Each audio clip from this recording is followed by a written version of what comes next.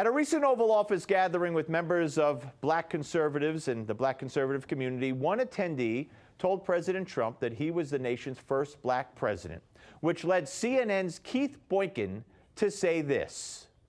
The idea that anybody would sit in a room with Donald Trump and call him the first black president after we had Barack Obama as the president of the United States shows just what kind of Uncle Toms were sitting in that room in the first place. That's ridiculous. It's an outrage that anybody would sit in that room and say something like that. It's a shocking, appalling, disgusting thing to say.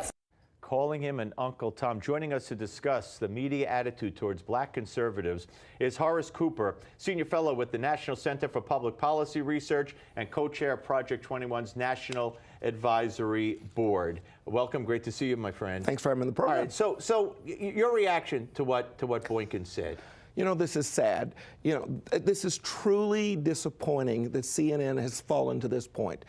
You can say you personally don't agree. You can say you don't like. But when you come on like this, and I didn't hear anything when Bill Clinton was called the first black president. I didn't hear anything about that. Here's the truth. Sincere people are looking around and saying, wait a second, there's more money left in my bank account instead of what was happening under Obama, where there was more month left in my bank account, more pickup trucks in the driveway. These are things people appreciate. But, you know, to be able on CNN to use this kind of, I don't know, you want to call it reverse racism. To me, it's just racism.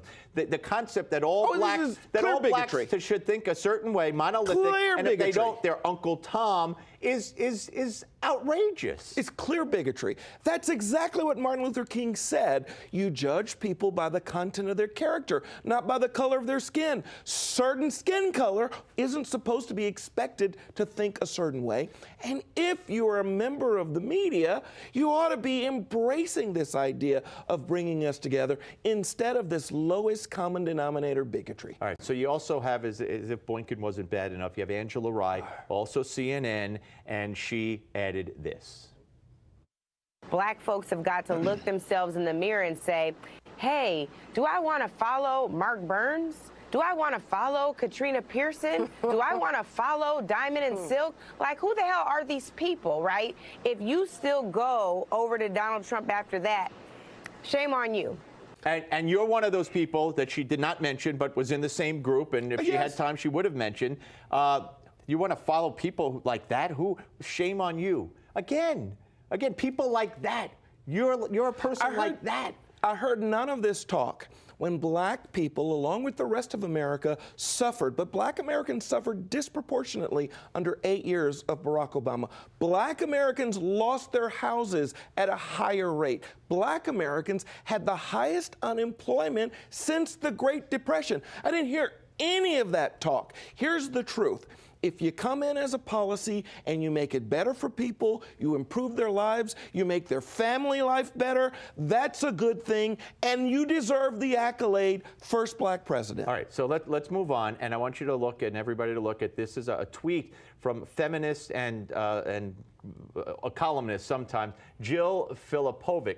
And here she writes, whatever happens in November, what if Democrats pledge that no white guys would run for president in the next cycle? Now, can you imagine a conservative saying, hey, why don't they promise that no black people will run next time around or no women will run next time around?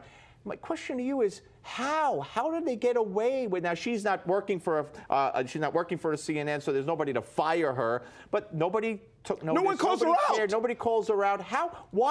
Why this double standard, and when will it ever, if ever, change? Okay, so I think a lot of today's progressives need to apologize to the racists of the 1950s.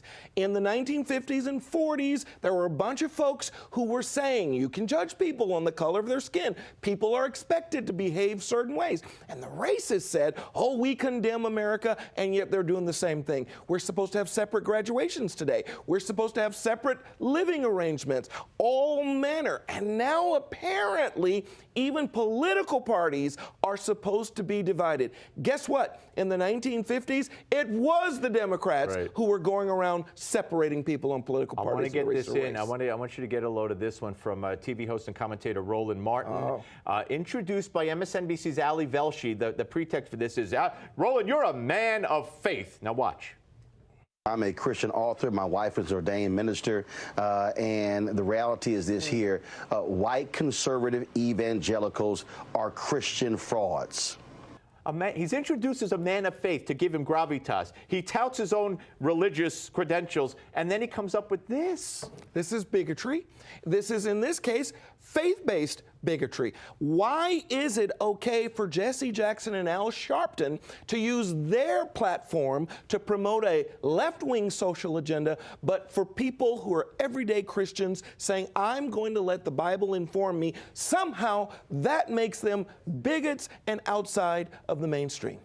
A pleasure having you, Horace. I hope you'll come back. Thank you for your input. Really appreciate it. Thank you.